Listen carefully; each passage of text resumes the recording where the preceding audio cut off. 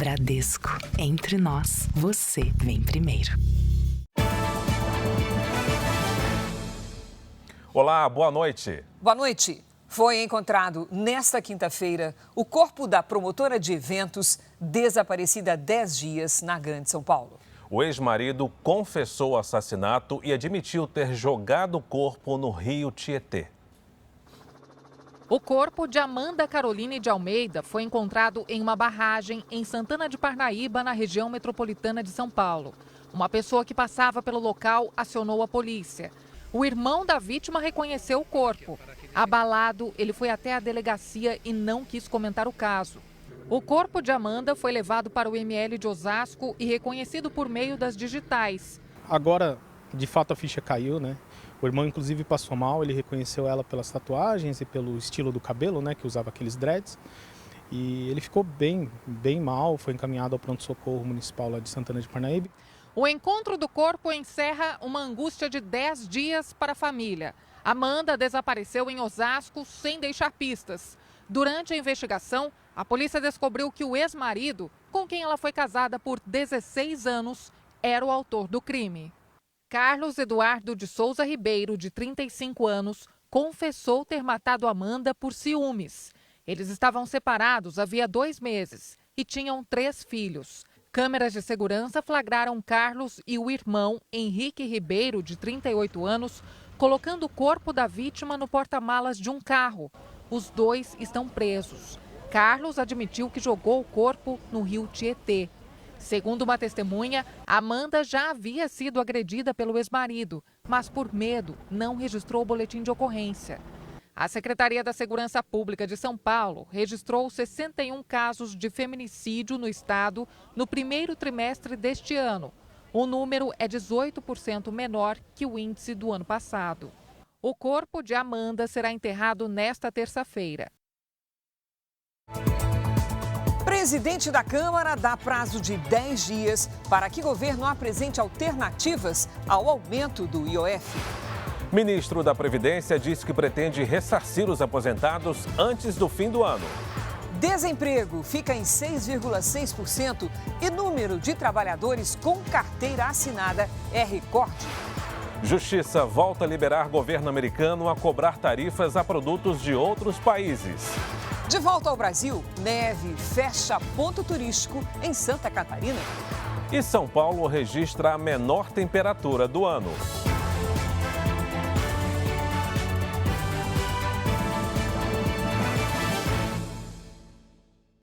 Oferecimento Bradesco, cartões de crédito com benefícios de estrela de cinema.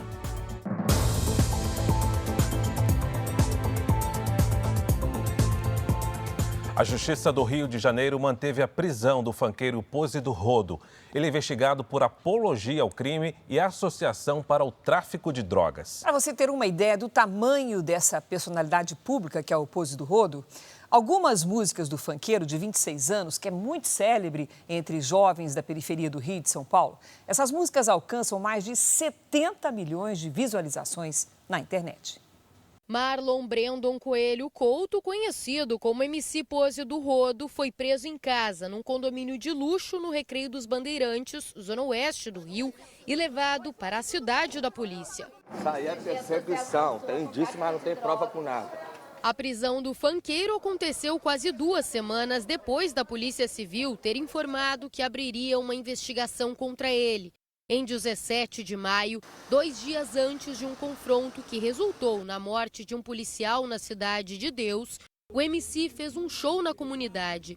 Vídeos mostram Pose cantando, enquanto criminosos levantam fuzis para o alto. Ele só fazia shows em áreas com atuação do Comando Vermelho, enaltecendo e fomentando a prática de crimes, uso de armas, uso de drogas e também disputas territoriais.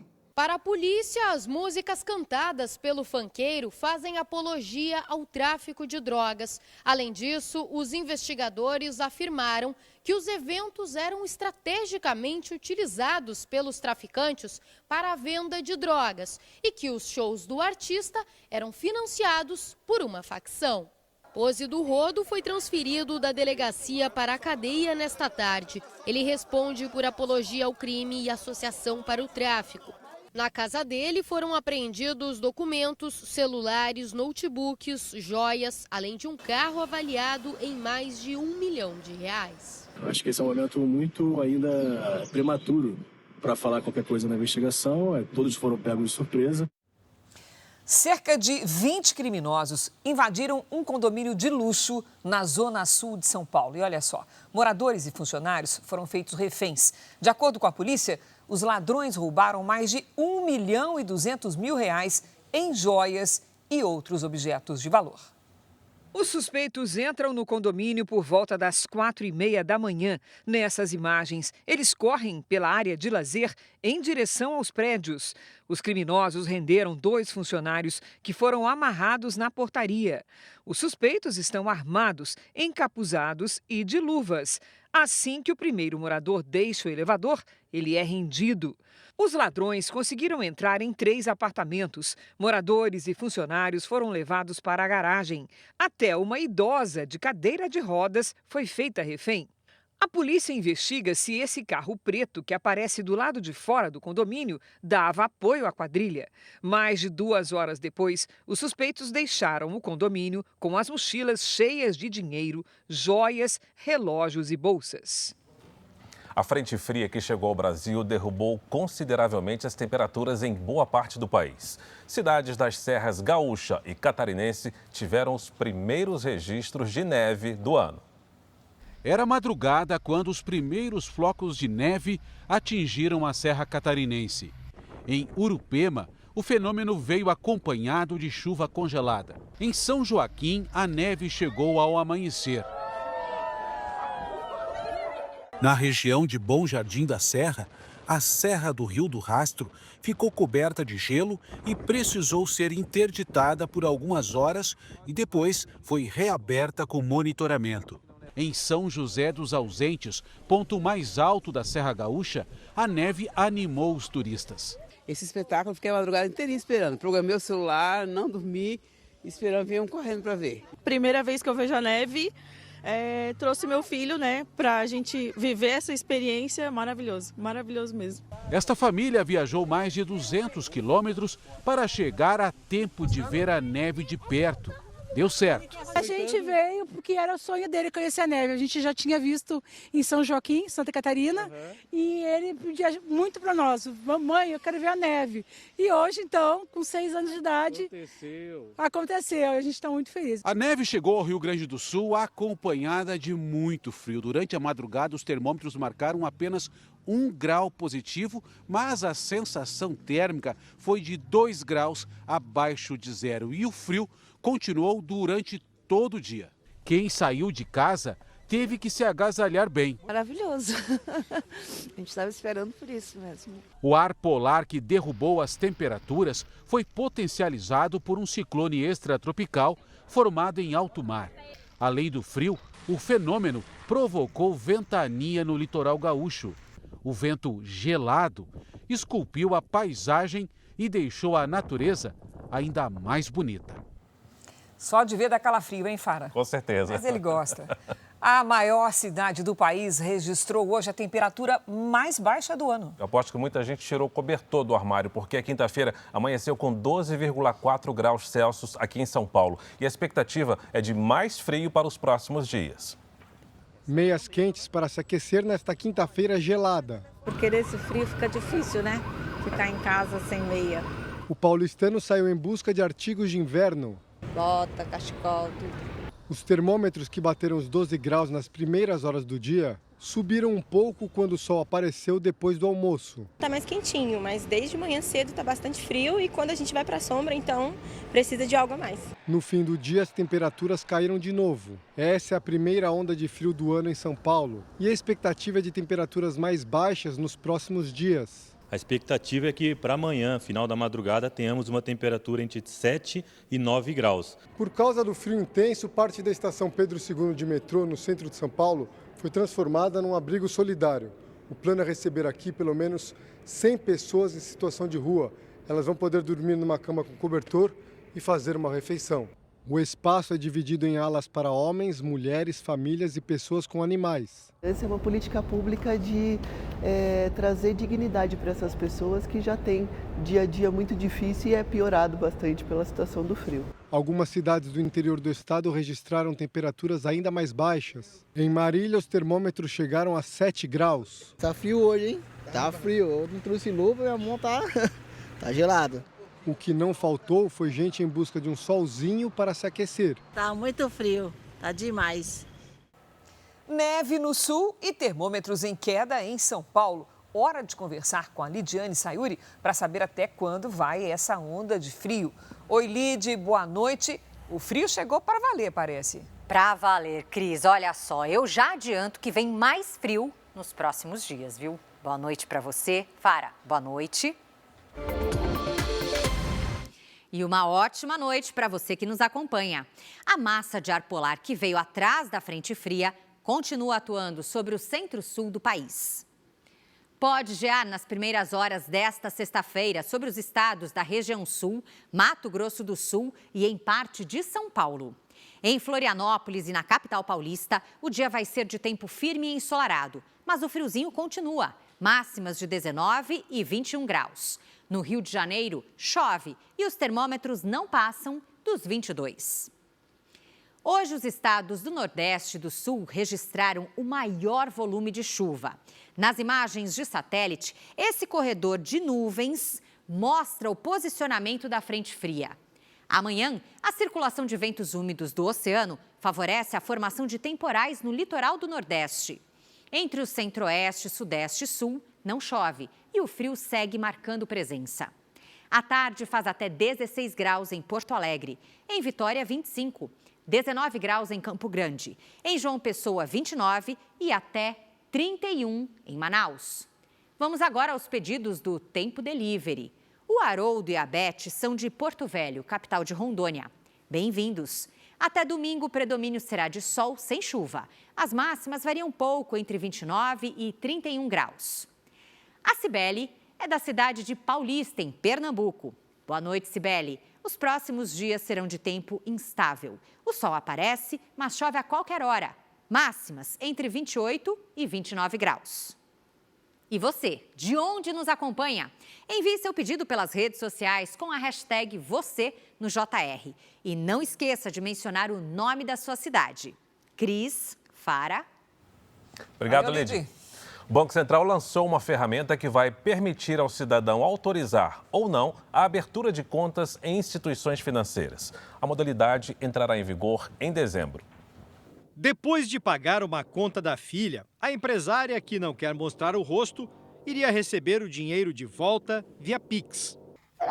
Tudo bem. Se não quiser pagar, não paga, mas o Pix não caiu na minha conta. Em vez da chave Pix certa, o número do celular, a filha digitou o CPF da mãe e a transferência foi para outra conta que tinha sido aberta sem que ela soubesse. Puseram débito, fizeram até procuração no Nordeste para mexer nas minhas contas como se eu tivesse autorizado. Em fevereiro, mais de 1.100.000 tentativas de fraudes foram evitadas por uma empresa de segurança digital. A maior parte direcionada a bancos e cartões. Muitas vezes empréstimos contraídos através de linhas de crédito pré-aprovadas, financiamentos, recebimentos de valores até mesmo de parentes desviados para a conta de criminosos. O Banco Central anunciou a criação de uma ferramenta para evitar o uso indevido de CPFs. O serviço vai funcionar como um cadastro em que as pessoas poderão informar que não querem ter outras contas correntes, de poupança ou de pagamentos. E as instituições financeiras terão que consultar esse banco de dados antes de aceitar novos pedidos de abertura de contas e, assim, evitar as fraudes. O bloqueio do CPF para novas contas será feito no site do Banco Central. Então, o cidadão vai declarar, vai registrar no Banco Central que não deseja a abertura de uma nova conta. Esse é o primeiro passo. Essa é uma ação voluntária, é uma decisão do cidadão. A empresária, vítima de criminosos, acha que o serviço de bloqueio do CPF é uma boa medida. Depois do que eu passei, eu prefiro me garantir. Vou cadastrar, sim, vai ser ótimo. Um avião de pequeno porte com 6 pessoas a bordo, que apresentava suspeita de falha no trem de pouso, precisou sobrevoar o aeroporto de Campo de Marte, na zona norte de São Paulo, por aproximadamente 1 hora. A aeronave veio de Goiás, foi direcionada para pousar no aeroporto de Jundiaí, no interior do estado. 8 viaturas do Corpo de Bombeiros estavam na pista para o socorro dos tripulantes. Apesar do susto, o avião pousou em segurança às 7h37 da noite. Ninguém ficou ferido. A possível falha será investigada. E ainda hoje, retomado o julgamento de homem acusado de matar o namorado da filha e os pais dele.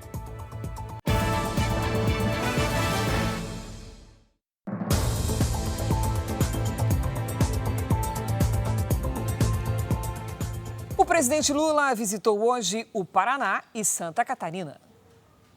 O presidente Lula esteve nas cidades de Ortigueira e Faxinal, no Paraná, para formalizar um assentamento de terras ocupadas desde 2003. À tarde, Lula participou da cerimônia que marca a retomada das operações do Porto de Itajaí, em Santa Catarina, sob a responsabilidade do governo federal. O presidente anunciou investimentos de 844 milhões de reais no segundo maior porto do país. Os valores serão aplicados em segurança, na eficiência logística e na ampliação da capacidade de movimentação de cargas. Nós resolvemos aceitar um desafio e recuperar a indústria naval brasileira. Fizemos vários estaleiros na Bahia, em Pernambuco, no Espírito Santo, no Rio de Janeiro, no Rio Grande do Sul. E o que aconteceu? A gente saiu de 3 mil, chegamos a 86 mil trabalhadores na indústria naval brasileira. O vice-presidente da República, Geraldo Alckmin, foi atendido em um hospital particular em Brasília depois de sentir náuseas e dores abdominais. Alckmin foi diagnosticado com um quadro de gastroenterite, que é um tipo de inflamação ou infecção no estômago e nos intestinos. Ele já recebeu alta e iniciou o tratamento em casa. Os compromissos previstos para esta quinta-feira foram cancelados e a agenda deve ser retomada amanhã. Veja a seguir: taxa de desemprego atinge o menor nível da história para um trimestre encerrado em abril. E também, presidente americano obtém vitória na justiça. Tribunal restabelece tarifas comerciais de Donald Trump.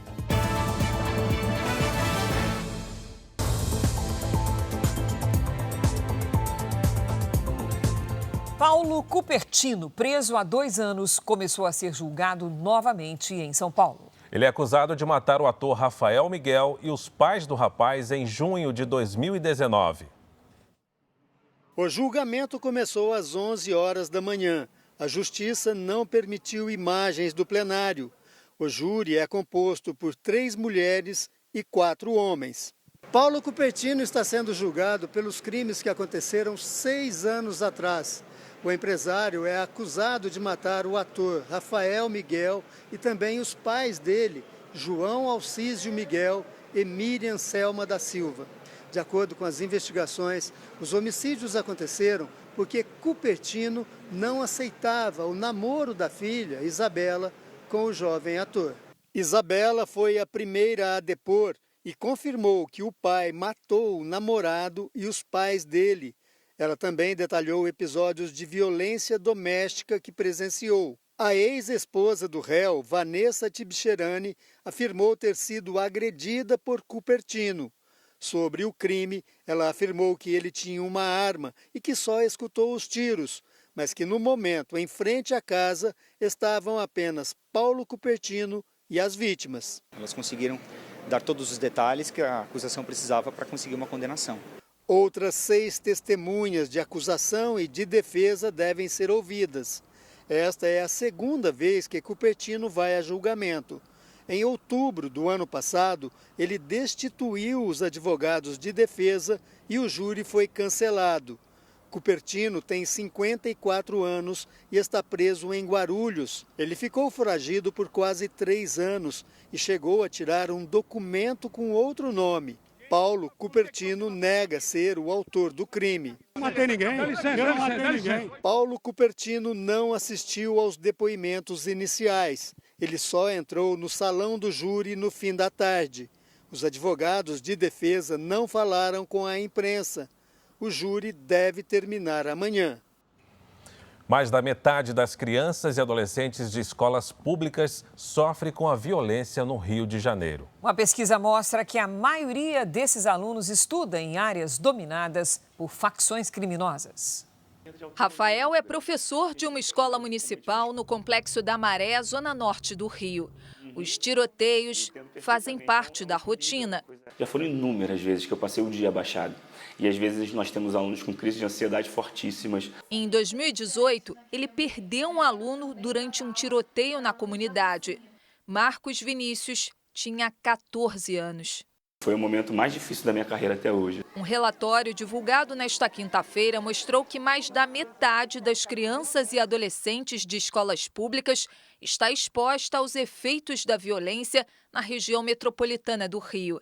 São alunos que cursam os ensinos fundamental e médio. 4.400 tiroteios ou situações de violência foram registrados perto de colégios.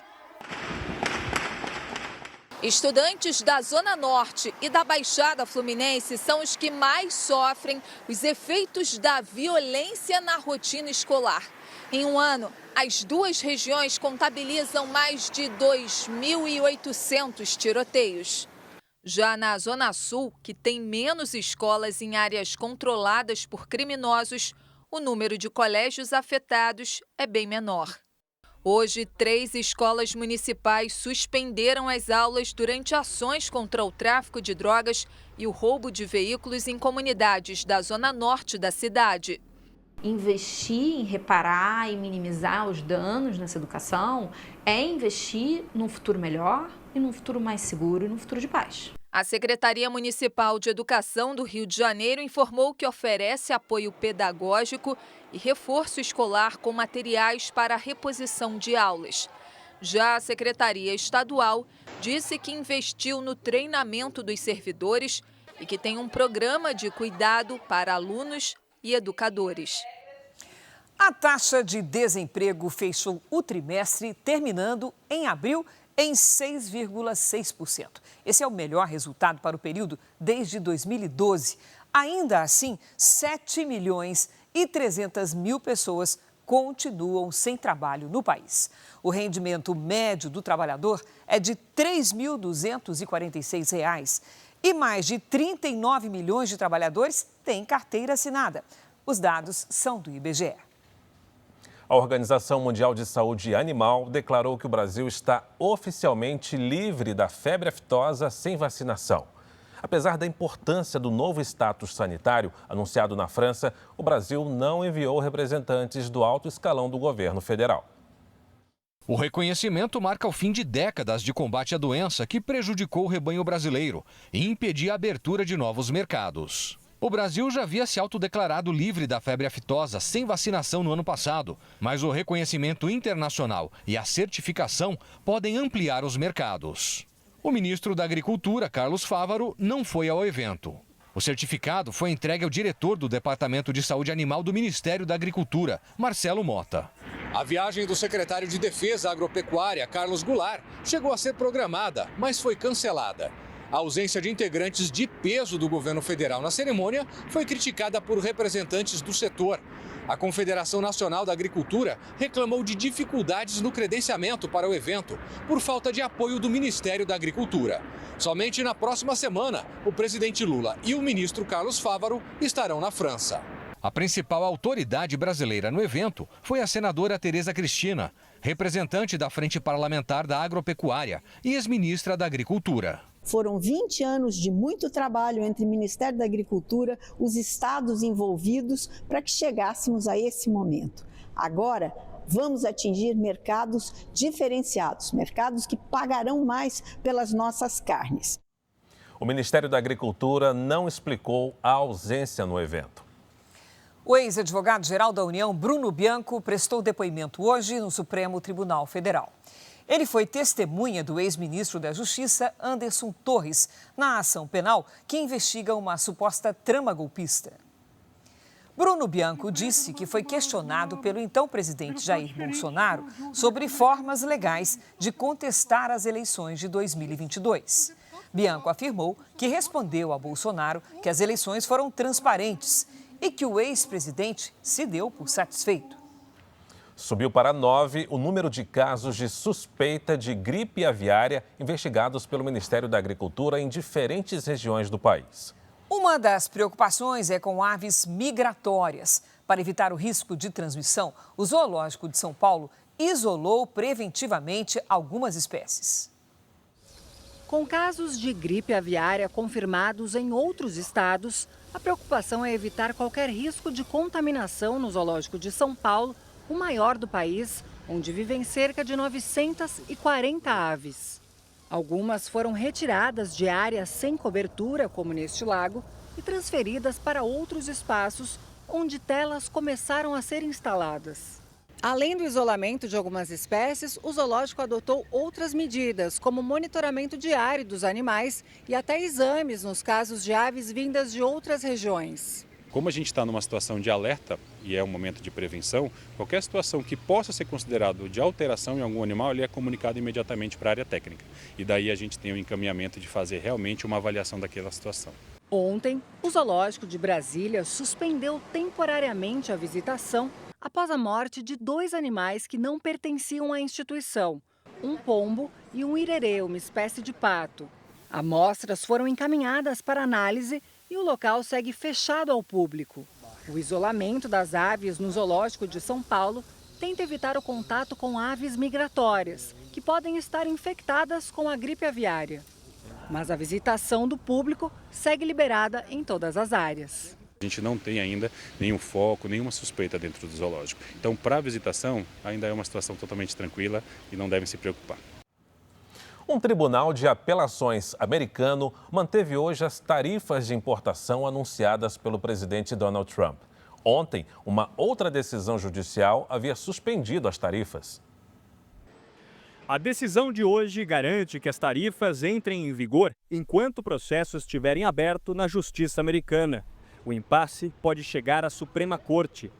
A decisão do Tribunal de Comércio Internacional dos Estados Unidos, anunciada ontem, diz que Trump havia ultrapassado os limites constitucionais da presidência. Já a decisão de hoje atendeu a um recurso da Casa Branca. A Casa Branca confirmou que o presidente dos Estados Unidos se reuniu hoje com Jeremy Powell, chefe do Federal Reserve, o Banco Central americano.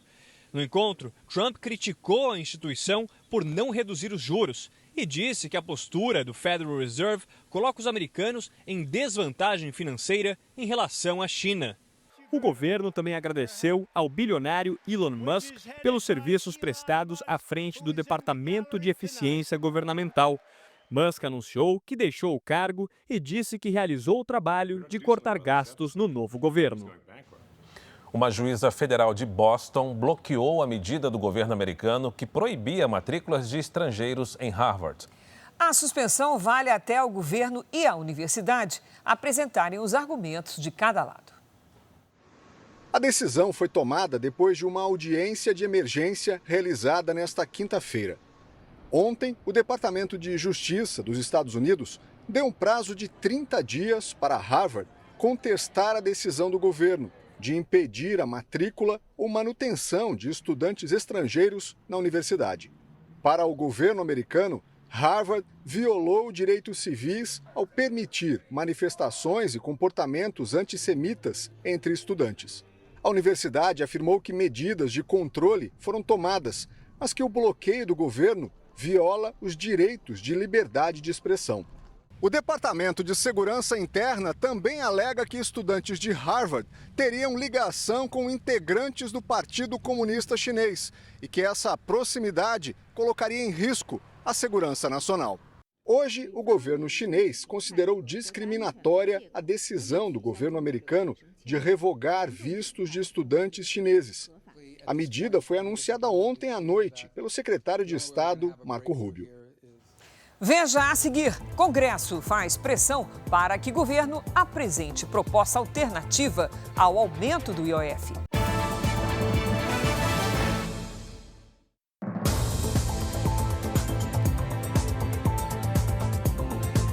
presidentes da Câmara e do Senado deram 10 dias para que o Ministério da Fazenda apresente alternativas ao aumento do IOF. A insatisfação dos parlamentares com o aumento do imposto sobre operações financeiras foi manifestada pelo presidente da Câmara, depois de ouvir os líderes partidários. Nosso país está cansado de aumento de impostos. Há um esgotamento aqui na casa com essas medidas. E nós estamos aqui, em público, comunicando que a Câmara voltará a avaliar na semana seguinte, a semana que vem, a pautar o projeto de decreto legislativo que susta a medida do governo para as operações financeiras. O aumento no IOF teria impacto, por exemplo, sobre empréstimos, investimentos e transações com moeda estrangeira. Com as mudanças, o governo iria arrecadar mais de 20 bilhões de reais neste ano e 41 bilhões em 2026. Os parlamentares deram prazo de 10 dias para que o Ministério da Fazenda apresente uma alternativa antes que seja votado o projeto que derruba o aumento do IOF. Hugo Mota sugeriu como alternativas medidas como a revisão de isenções fiscais e a reforma administrativa. O que é que nós estamos defendendo, antes que perguntem? Que venham medidas mais estruturantes, que o Brasil possa enfrentar aquilo que é preciso. Hugo Mota e o presidente do Senado, Davi Alcolumbre, jantaram ontem com o ministro da Fazenda. Fernando Haddad não confirmou se vai apresentar alternativas. Começa amanhã, hein? Se você é aposentado ou pensionista do INSS e tem dúvidas sobre descontos ilegais feitos no seu benefício, já pode procurar as agências dos Correios, que vão ter um atendimento especial para você. Basta chegar lá com um documento oficial com foto. Hoje, o ministro da Previdência disse que o governo quer antecipar a devolução do dinheiro. Ontem, o presidente do Instituto, Gilberto Valler, afirmou que a meta do governo é ressarcir o dinheiro descontado ilegalmente de beneficiários do INSS até 31 de dezembro deste ano. Hoje, o ministro da Previdência Social disse que o governo quer antecipar esses pagamentos. Eu espero, sinceramente, que a gente bem antes consiga isso, porque esse foi um pedido do presidente da República. O presidente pediu para que a gente fosse rápido, que a gente fosse implacável na busca dos culpados. 9 milhões de aposentados e pensionistas que tiveram descontos feitos por associações já foram notificados via aplicativo Meu INSS. Cerca de 2 milhões e 300 mil já indicaram que não autorizaram descontos. As associações têm 15 dias para comprovar a autorização de desconto ou então fazer a devolução dos valores. A partir de amanhã, funcionários de mais de 5 mil agências dos Correios de todo o país vão poder atender os aposentados e pensionistas que têm dúvidas se foram vítimas do esquema de descontos ilegais. Eles devem levar um documento oficial com foto. E o prazo de entrega da declaração do imposto de renda termina amanhã. A gente conversa sobre esse assunto com a Patrícia Lages, que vai nos contar o que é que acontece para quem não entregar a declaração. Patrícia, boa noite. No mínimo, o Leão vai ficar bem zangado. Vai sim, viu, Cris? Boa noite para você, boa noite, Fara. Boa noite para você de casa. O contribuinte que atrasar ou não fizer a declaração poderá ser multado e ainda ficar com o CPF irregular. A multa mínima é de R$ 165,74, mas o valor pode variar de 1% a 20% do imposto devido. E dependendo do caso, o contribuinte pode ter o CPF negativado, além de ser incluído no CADIM, que é o Cadastro de Créditos Não Quitados do Setor Público Federal. E a forma mais rápida é a declaração pré-preenchida, Patrícia? Isso mesmo, Fara. A pré-preenchida já importa várias informações da declaração do ano anterior, como os rendimentos, deduções, bens, entre outros. Além de ser mais fácil, quem usa a declaração pré-preenchida tem prioridade na restituição. Paty, é aquele que está atrasadíssimo. Não reuniu nada da documentação, não tem como fazer hoje à noite, nem amanhã, logo cedinho. Como é que faz para sair dessa? Tem um jeito, viu, Cris? Olha só, mesmo sem ter todos os dados, é melhor entregar uma declaração ainda que esteja incompleta. Isso porque depois, com o número do protocolo de entrega, o contribuinte vai poder apresentar uma declaração retificadora e aí completar os dados que ficaram faltando ou alterar aqueles que não estavam corretos. Dessa forma, é possível evitar as penalizações. E lembrando que o primeiro lote da restituição, aí para quem fez tudo direitinho, né, será pago nesta sexta-feira. A consulta pode ser feita no site da Receita Federal, na seção Meu Imposto de Renda. Cris, Fara. Valeu, Pati. Agora um destaque internacional. A Rússia espera uma resposta da Ucrânia para retomar as conversas de paz. Hoje, mais um militar russo morreu numa explosão que ainda é investigada pela polícia. O major Zaur Gurtsev morreu na explosão de uma granada no sul da Rússia. O militar era apontado como responsável pelos ataques aéreos durante o cerco a Mariupol, na Ucrânia, em 2022. Cerca de 8.000 pessoas morreram do lado ucraniano na operação. Não foi a primeira vez que explosões suspeitas mataram militares na Rússia. No mês passado, um alto oficial do exército morreu depois que um carro explodiu em Moscou. Hoje, as Forças Armadas da Ucrânia realizaram uma das maiores ofensivas aéreas contra a Rússia, com cerca de 300 drones. O ataque incluiu a capital, Moscou. Na Ucrânia, bombeiros lutaram para apagar as chamas em um depósito depois de um novo bombardeio russo. Com o avanço dos ataques, segue indefinida a participação da Ucrânia na rodada de negociações sugerida pela Rússia para a semana que vem na Turquia.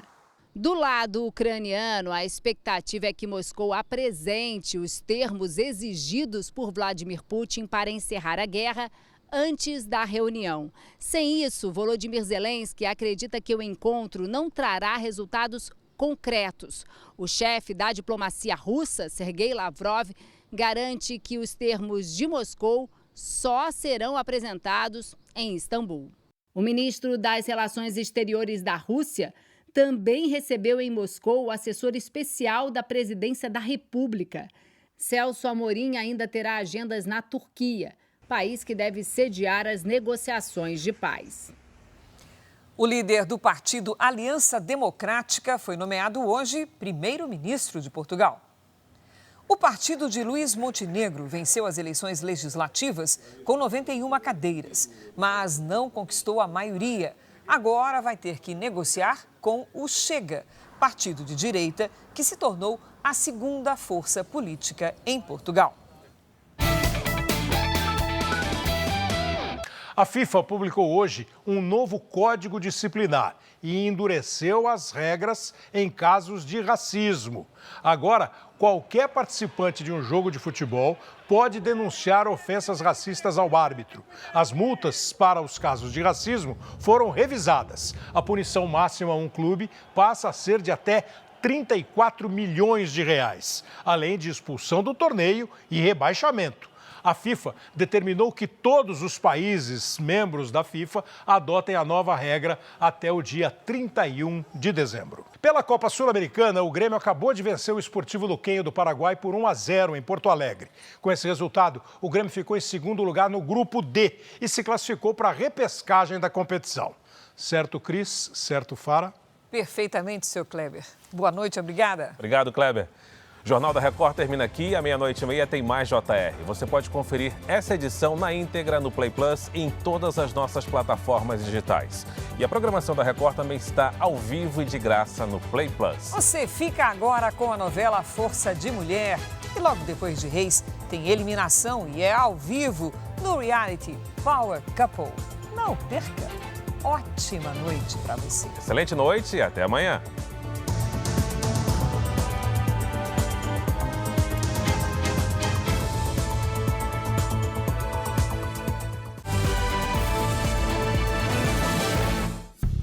Bradesco, entre nós, você vem primeiro.